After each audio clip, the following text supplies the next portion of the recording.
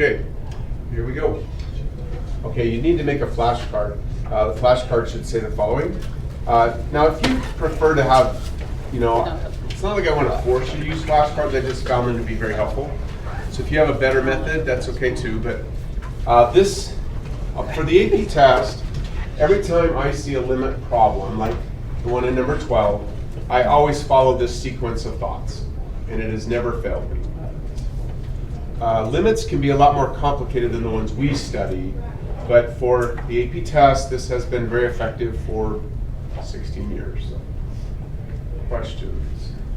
And even more than that, because I've gone back clear to 1969 looking for problems that they may have asked, and every problem they've ever asked for the AP test, this works great. So I see a limit problem. This one is the limit approaching, x approaching 0. That means I'm not going to do anything with the blue step here for my limit flashcard. So we skip that. We go straight to the green step, which says we are supposed to factor and divide. For AP Calculus, it is extremely rare that they ever give you something difficult to factor. It's almost always pretty straightforward. The first thing I always look for is there's something I can factor out. I believe that's known as removing the greatest common factor. So in the numerator, it's also important that you get good at noticing that this numerator consists of 3 terms. There's a sign over here to remind you. Amanda Lindstrom left this one. She wrote down that a term is a thing plus a thing plus a thing. Factor is thing times thing times thing. So here we have 3 terms in the numerator. Each term has a factor of x. We have fish in the room somewhere. So I'm going to pull out an x. That's a strange popping noise. So this becomes, it's critically right equal. If you don't get used to appropriately writing equal and going straight down the page, the grader's going to have a hard time following your work. So I set up this worksheet to encourage you to have that format. Like go down the page, don't go over. Just go down the page and use the equal sign. So we got equals limit as x approaches 0. We factor in x from the numerator. That will leave, you can take the negative out or leave it, it's kind of up to us. Since I'm going to factor a positive x from the denominator, I'm going to leave a negative inside.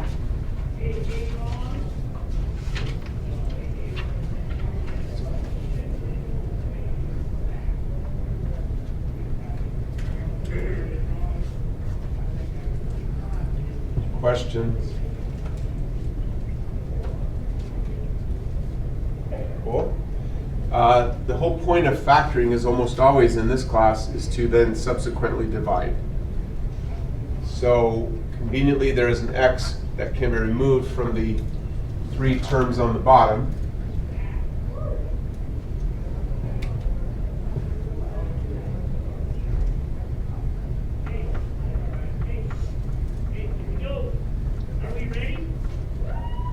Questions about anything? Cool. Okay, so we've done the green step. Now we have a numerator that consists of 1, 2 factors, and a denominator that consists of 1, 2 factors. Once you have a fraction that consists of factors, you have the freedom to rewrite that in a lot of different ways. So this purple step can be done in your head. I'm going to write it on the board for emphasis. I literally think of it as x over x multiplied by this other fraction.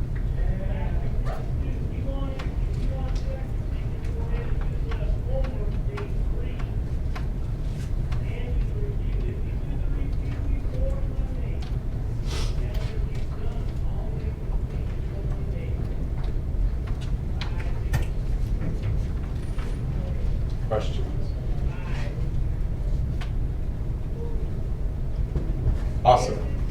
Okay, be careful. Usually the factoring on the AP test is not difficult, and so I don't always just plunge into factoring. Like this quadratic here, because it is a quadratic, I might be tempted to factor, but because it has a leading coefficient of -4, I'm not really excited about trying to factor. So my thought is like, let's see if I don't need to factor. In fact, it may not be factorable anyway. So I'm going to just leave that alone. For the same reason, I'm going to leave the bottom alone, because the only reason to factor is to divide. If I can't factor the top, it's not going to do any good to factor the bottom. So we're trying to find a limit as x approaches 0. That means we are paying attention to values of x that are not 0, but very close. So we're on this step now. Find the right and left limit. The good news is we can do it in our head. We don't have to write it out this time. On the previous homework, you had to write it out because they were asking you to talk about the continuity of the function. When they do that, they want to see those limit statements. Here, we just need to figure it out. So what I notice is, right here, if x has a value that is precisely equal to 0, raise your hand, please, and tell me what the value of the yellow box would become. If x has a value of exactly 0, what will be the value of the yellow box, Jen? 0. 2 points, but that's a common error, to be fair, no big deal. Jen shoot, Brady. Undefined. So how many knew that it was undefined? Point as well, 2 for Brady. Sorry, doing on Brady. So if x is 0, hey, if x is 0, this becomes undefined. Raise your hand and answer this. For this particular problem, am I concerned about that occurrence or not concerned about it? Why or why not? Hands up. Like, it's true. If I plug in 0 for x, this will become undefined. Do I need to be, and you need to be aware of that for all problems, but for this particular problem, is that something to worry about or just really don't need to worry about it? There we go. You like. I think you should be worried about that, because I think that means there's going to be an asymptote. Is that true? Okay. 2 points. Vertical asymptotes do cause the y value to become undefined. Okay. But you can also have a removable discontinuity or a jump that could cause an undefined. So not necessarily that specifically. 2 points for that. Back to the original question. Should I be concerned that if I plug in an x equals 0, this could become undefined for this problem? Hands again. Let's go, Ezra. Yes, because that means that the left and right limits are going to be different. 2 points for good thought. Other thoughts? Please, Olivia. I think no. Keep going. Because I don't know if this is the right, but because it's like approaching 0, I feel like it's not going to get to exactly 0. Everybody memorize exactly what Olivia just said. Yeah, I know it's dead on. When the other comments are valid, they really are. It's like good thinking. When you're finding a limit as x approaches 0, you do not ever want to think of x equaling 0. So we're not concerned about the yellow box, because if x is any other value other than 0, hands up, what's the value of the yellow box? Hands. Like if x is any other number except for 0, what will the yellow box's value be? Isaac? 1. How many knew? Point. 2 for Isaac. You'll notice on the front board up here I have a sign. I give credit to Lindsay Worthen. She was kind enough to make it and leave it for me. I don't like to use the word cancel, so I will strongly encourage you to refrain from such foul language as well. Okay? Cancel means nothing. It's like students say, "Oh, cancel." I'm like, well, what did you mean by cancel? Like, well, these things go away. I'm like, why did they go away? I don't know. They cancel. Like, so you know nothing. Okay? So don't talk like that. This will divide to make 0. This will divide to make 1, as long as we don't have an x of 0. Please. I was going to say, if x does equal 0, or even literally just say x equals 0, then you should worry about those x over x.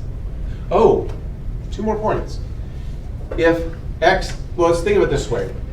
This formula right here can be thought of as the formula for computing the value of a function at any x. So we're not doing this for this problem, but if we were, and now we're trying to find f of 0, what would happen is, when I plug the 0 in here and here, I don't even need to worry about this, because what I will get is undefined multiplied by something. Let's check the room, hands up. What's undefined multiplied by something? It's kind of a trick question. What's undefined multiplied by something? Here's a hint, since half of you are not quite sure. I think I joked last time that, to me, undefined and this are essentially the same thing. So what's this times something? Michael? Undefined still? Yeah, like, if I have, I don't know, and I multiply it by 1,000,000, I don't know what I have. Okay. You have a million I don't know. No, I don't have, I don't know what I have. Anyway, okay, please. If the limit is anything other than x to 0, like x to 1, x to 2, or like something more than 0, should you be concerned about the x divided by x? Because 0 would be one of the values that could be considered more of it. Let me say it back to you, Wesley. Let's see if I answer your question. I'm not sure I'm going to answer it, but I'll try. For this case, we really are only worried about 2x values. The only 2x values we are concerned about are these two.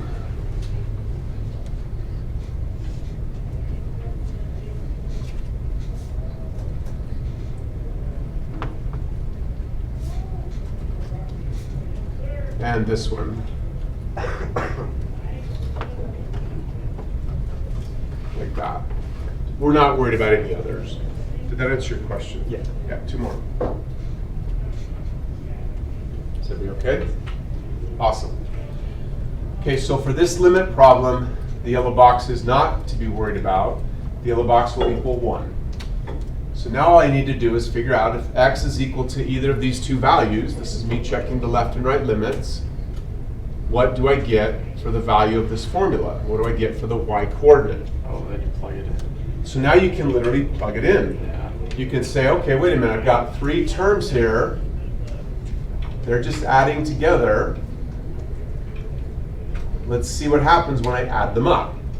So hands up, what happens, what's the result of these 3 terms added together when you have an x value that is something like this or this? Hands, please. There we go. Just Tucker. Wouldn't it be almost 6? How many agree that it's almost 6? Point, 2 for Tucker. So the top here is almost 6. Hands up, what's the bottom? Should be almost. What's the bottom? Emmeline? Almost 2. How many agree? Yeah. 2 points. 3 for Emmeline. So we have discovered that the value of this limit is 3. Okay. Hands up. Is the 3 an x coordinate, a y coordinate, or something else? Hands. 3 an x coordinate, a y coordinate, or something else? X, y, or something else? Let's go 3. It's something else because it's like it's a y. You could kind of answer either way, but to be fair for our class, it's basically a y coordinate. Okay. You have a formula here. This formula is designed to calculate an infinite number of different y values. We are simply finding that if the x value is this, the y value is going to be really close to 3. It won't be exactly 3, but it'll be really close. Same thing here. So we discovered that the left and right limits are both 3, the y values. Okay. Questions? Awesome. Okay, so we found the limit. If you look at the very front of the packet, it says, evaluate the limit as specified and also find any horizontal asymptotes of the function. So the second part of the problem is we're supposed to find if this formula, right here, has 1, 2, or no horizontal asymptotes. So here's another flashcard item. I would only put what I'm boxing on your flashcard. these other items are just repeats of that one. So to me, you need to have two flashcards. This one, for finding any limit. And this one to remind you that finding a horizontal asymptote means go find the limit as x approaches infinity. So kind of hidden is the fact that they asked us to find one limit, but in reality, we're going to have to find three. Good news is approaching positive negative infinity isn't really like two separate limits, but sometimes it can be a little different. We want to talk about anything so far? Please. Yeah, just that like last little bit you just said, like when you said like, Oh, let me just say it back again, Olivia. yeah. So, because of the instructions on the packet that tell us that we're supposed to find the limit given and also find out if there are any horizontal asymptotes, we're actually going to end up finding three limits. We find the limit as x approaches 0, which we have found right here. Now we're going to find the limit as x approaches infinity and x approaching negative infinity. Okay. Two more for Olivia. Anybody else? Kira, right? I forgot your last name. Holbrook. Sorry about that. No. 2 points for forgetting the name. Okay, here we go. Can I don't really want to erase, but I gotta get some space here, so hold on a second.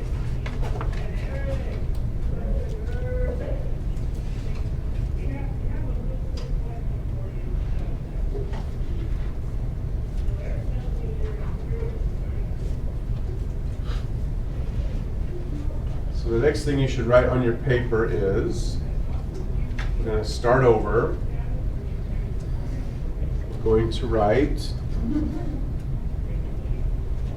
the limit. You can just keep going down the page. You have more space than I. The limit. Notice no equal sign because we're not continuing our reasoning here.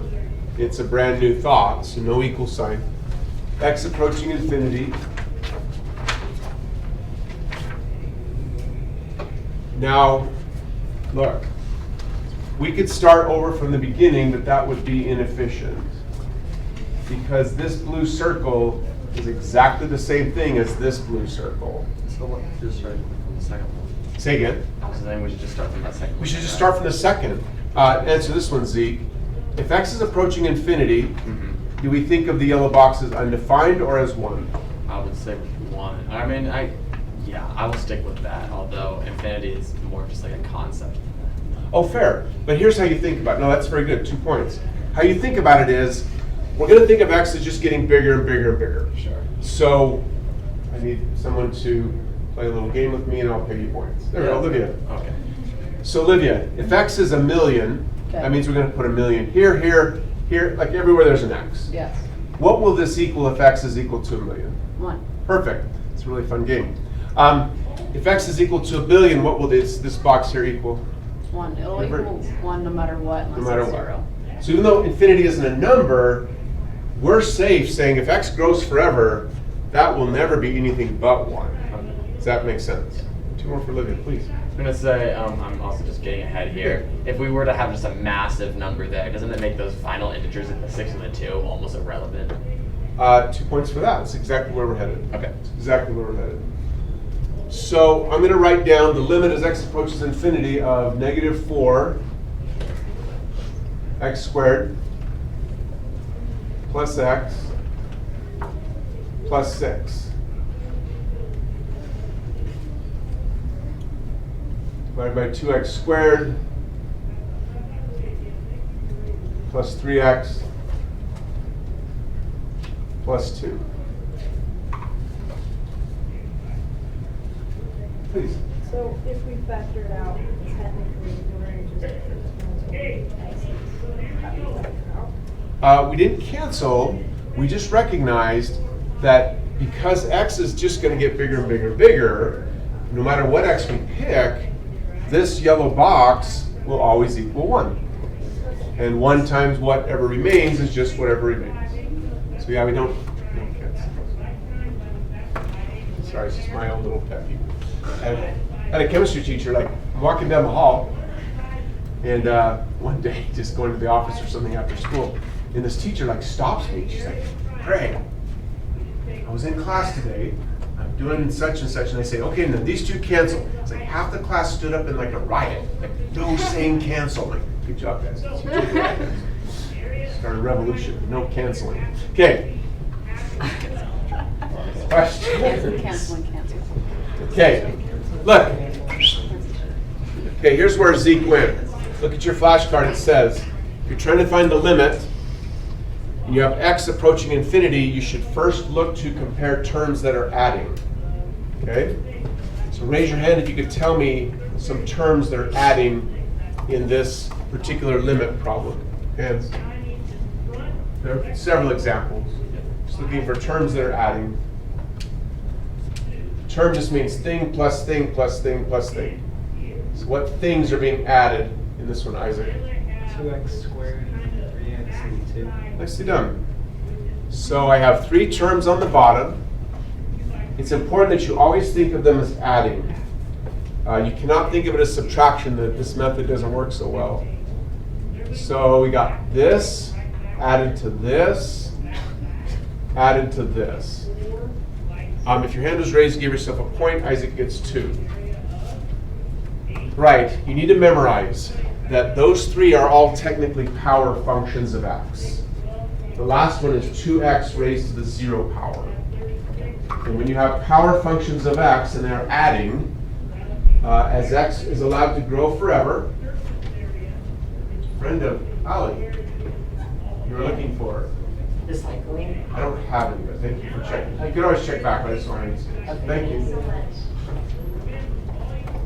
Student Ellie Maddox was in my class this year. He would always come in with hers. He probably doesn't remember me, but anyway, I remember him. Okay, focus. Talking to me, not you. With power functions, when you plug in larger and larger values of x, the highest power function will dominate. It doesn't matter whether you're plugging in positive values of x or negative. So that's why I say, whether we're approaching positive infinity or negative, it's not going to make any difference. This problem can be rewritten. Now you put an equal sign. That somewhat complicated looking limit can actually be reduced to a very, very simple looking limit very quickly. Now warning, I've seen students come up with their own shortcuts. Like they don't follow the process I'm showing you. They say, well, wait a minute, I think I see a pattern. I'm just going to always do this and it always works. Promise, it doesn't always work. Like if you follow some other sequence other than this, they'll trick you. So just follow that. So whenever you're looking at even just like different quadratics that are like this, and then you're going for that like total limit when x is going to infinity, you're just going to look for the one that's taken to the highest power and just kind of simplify from there. Correct, as long as they're power functions. Okay. We will also have to deal with log functions and exponential functions, and then the rules are slightly different, but I'll show you that on Monday. So, this packet is all power functions, so yes, it's just going to be what we show here. 2 more. I'm just kind of confused on why the other terms went away. Gotcha. I don't have a great proof to show you. I just can give you kind of an idea. The idea is, think of the numerator as we are adding 3 different things. This term, including the negative, plus this term, come on, dumb board, stop that. This one here, plus this one, okay? But what we're doing is, like you did earlier, Olivia, we're putting in larger and larger values of x. As we do so, the 6 never changes, it's just 6. The x does get bigger. The negative 4x squared will get really, really big negative. But because of the nature of power functions, this one will become unbelievably more negative than this one is positive. So when we add them together, because the first term is so much more negative. It's as though we didn't really add anything, just relatively speaking. It's like you could actually do an example where this might be a digit that's 100 digits long. This might only be 10 digits long. Does that kind of help? Okay. It's not really the best explanation, I get that, but. So we just memorize that, oh, we really only care about the one that's gonna dominate. So we're always looking for the dominant term. Okay, 2 more, please. What is essentially the big idea of problems? Because you keep talking about how X is getting bigger. Well, what are we solving? 2 points, hold on. So there's the overall big idea, which is for every single problem in the pink packet, what you're doing is they're giving you a formula. And they want to know, for whatever formula they give, they're going to specify an x coordinate. Right here. And so they want you to tell them, okay, if I plug in an x that's almost 0, or 5, or 2, or whatever they tell me, what value will the formula give me? That's the first thing we're doing as far as the big idea. Did that help so far? Okay, so that's the first thing. The second thing is they say we want to figure out if there's a horizontal asymptote.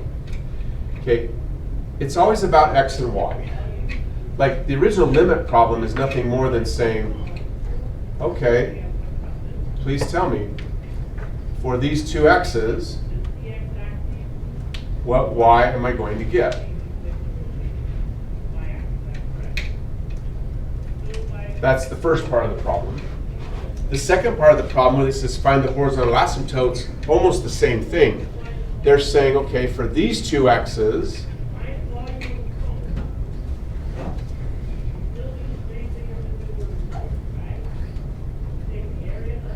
please tell me what y am I going to get? That's the big idea. They just say it in a lot of different ways. Like instead of saying this, they say, please go find if there's a horizontal asymptote. But it means the same thing. I don't know if I've helped. Better? 2 more, Jessica. That really is one of my favorite questions. Really, it's like keep notes because it's the most important one. It's like keep track of what is the big idea and what are the little things we're doing to accomplish that. It makes a huge difference. Don't stop asking. Here we go. Please. If there's like a jump discontinuity in like the first part, how would we, where the like total limit is undefined or is non-existent, like how would that show?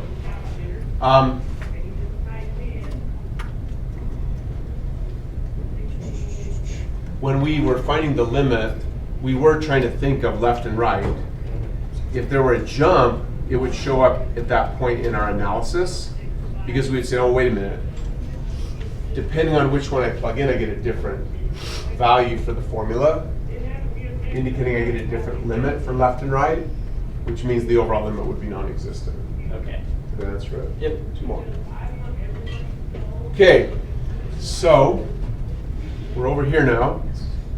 So back to Jessica's question.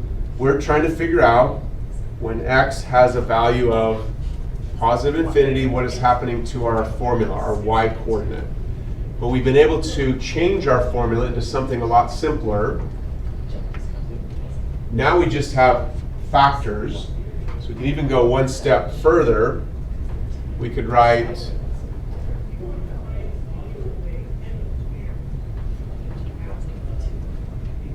equals the limit as x approaches infinity. We can now break up the factors into separate fractions.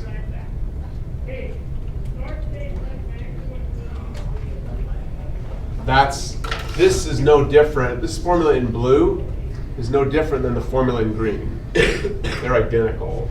I've just written it differently.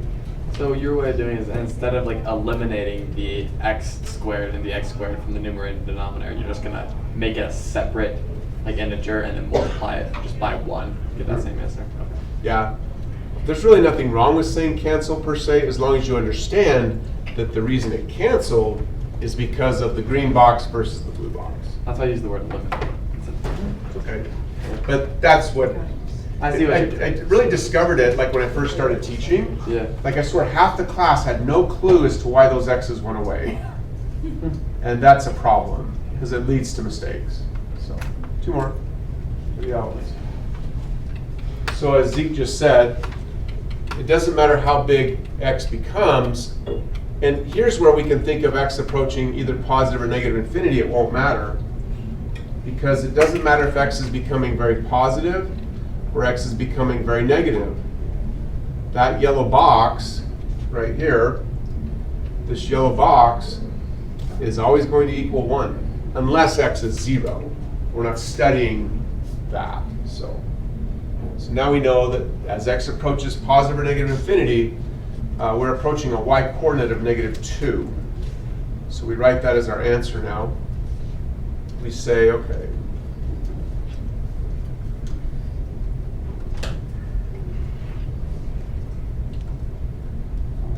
wrong one. So as X approaches positive infinity, we have discovered that the y coordinate will approach -2. We also know that as X approaches negative infinity, the y coordinate will approach 2 as well. Therefore, we have discovered that this function has a horizontal asymptote at, make sure you write y equals -2. Okay. Like that. Questions? Please. Could you make essentially a flashcard saying x over x or x squared over x squared is going to always be 1? Even bigger than that, you have awesome questions, 3 points for that. Even bigger than that, you could simply, it's not really mathematical, but it will Just something help to tremendously. keep in mind. Anything divided by itself always equals 1 unless you have 0 divided by 0, Which is undefined. which is undefined. Would you put equal marks on that part where you're saying x approaching? No, because this equation is not equal to this stuff. This Well, I'm is saying like sorry. the like equal marks to say that this is important. Like you said that you. Oh, no. Good question, though. 3 points for that. No, we need equal to show the flow of our thinking. Like we're saying, okay, we have this limit problem. Make sure this makes sense. We have this limit problem here. And through the use of this idea right here, we were able to declare that this limit problem is equivalent. Therefore, we need an equal sign. Oh, okay. Now we know, because of how factors work, we can declare that this limit problem is also equivalent. Back to Zeke's comment, that's the key. Like, can you truly show me, and that's what I'm always checking for on notation, is I'm looking to see, are you showing proper equivalence? I mean, that's so fundamental for this class. It's a place where you can go wrong really fast. If you always show equivalence and you know why it's equivalent, you'll be fine. You'll get a 5. Like, it's that simple. Like, you just have to know when one thing is the same as the other. Please, Ezra. What would make it not So, we'll do an example in a second, but if x is approaching infinity and y approaches infinity or positive or negative infinity, that's not a horizontal asymptote. So as long as x is approaching infinity or negative, we approach a finite value, then we have a horizontal asymptote. If we approach an infinite value, no horizontal asymptote. 3 points. Kira, please. So on the top step on the right, like where we had circled all the terms, like how we got to the one right under it, are we basically saying because those are squared, the other ones are basically negligible? By comparison. So, okay, By so comparison. Okay, that makes more sense. And yeah, 3 points for that. And we can only consider them negligible for 2 reasons. One, because x is allowed to grow forever. Yeah, sure. Like, depending on the problem, it may require an x that is enormous before the negligibleness of it becomes valid. That's not really a word, but does that make sense? Yeah. So x has to keep growing either positively or negatively for this to make any sense at all. The other warning to everybody, look, warning, it only works when you're comparing things that add, when you're comparing terms. If you try to use that approach to compare factors, it is not valid. How I think of it is this. The mass of the Earth.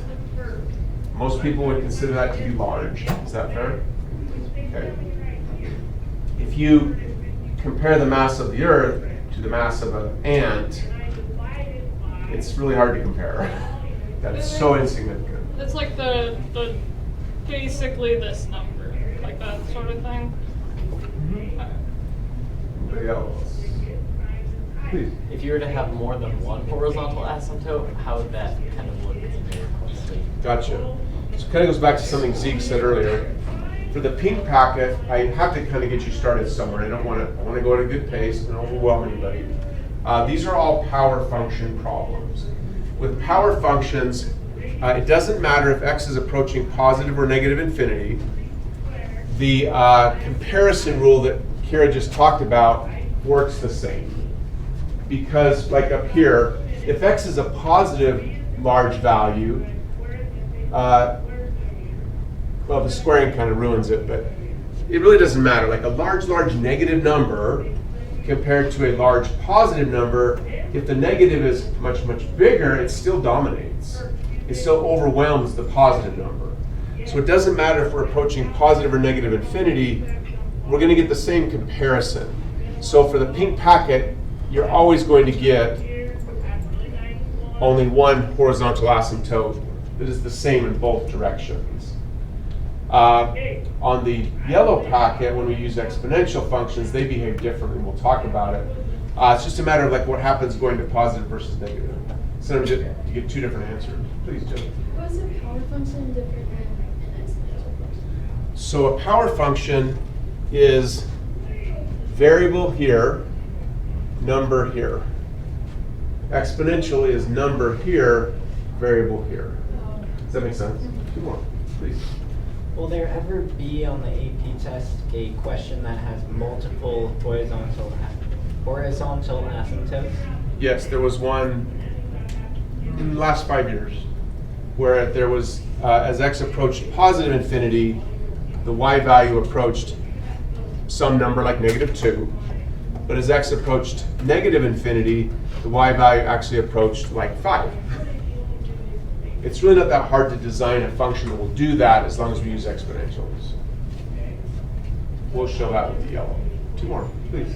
When we're solving these problems, we keep in mind that there are two parts to solving them. Correct. So Yeah. we should always, factor and divide and then solve out. Let me say it back to you just slightly different than that. Two more, Jessica. So the instructions at the beginning of the packet say, find the limit of each function as specified. So that was part 1. And if you're finding the limit, just use the flashcard idea.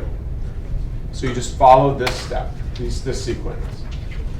Then it says at the front that we're also supposed to identify if there are any horizontal asymptotes, which is a clever way of saying go find another limit. That's it. And so we just do the whole thing again, but now we are going to choose to have the limit be x approaching infinity. Will there ever be a problem where we don't have an asymptote? Every single problem in the pink packet, we want to see if there is one. There are problems where there doesn't turn out to be one, but we want to discover that. So here, Yes. we'll always find them. No, Not in the. I said that badly. So in the pink, you should always look to see if there is one, but there are some of the 21 problems where there isn't one. Can we solve one where there isn't one? So that Next we don't have to example. find it? Yeah, sure. Two more. Three else. Oh, please, Michael. So the point of this is to find out if there's a horizontal asymptote. So like that's the answer. There's actually two different answers to this problem. There is the original limit that they asked us to find, which turned out to be this, which again means that if you have an x-coordinate that is extremely close to 0, you have discovered that the y-coordinate is going to be very, very close to a value of 3. So that's the first part of the problem. That is the first answer. Okay.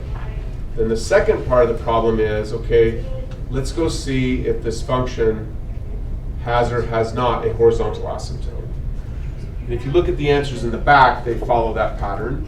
So here's how the answers look. So here's the first part. We had to find the limit. We were doing 12, right? So we had to find the limit.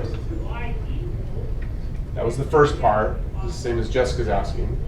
And then we had to figure out, is there a horizontal asymptote? And we found that there was one at y equal 2. So 2 parts to each problem. Did that answer your question? Yeah. 2 more. Cool. Per Jessica's request, let's stop the video. Your name's on the video now, sorry about that. One of the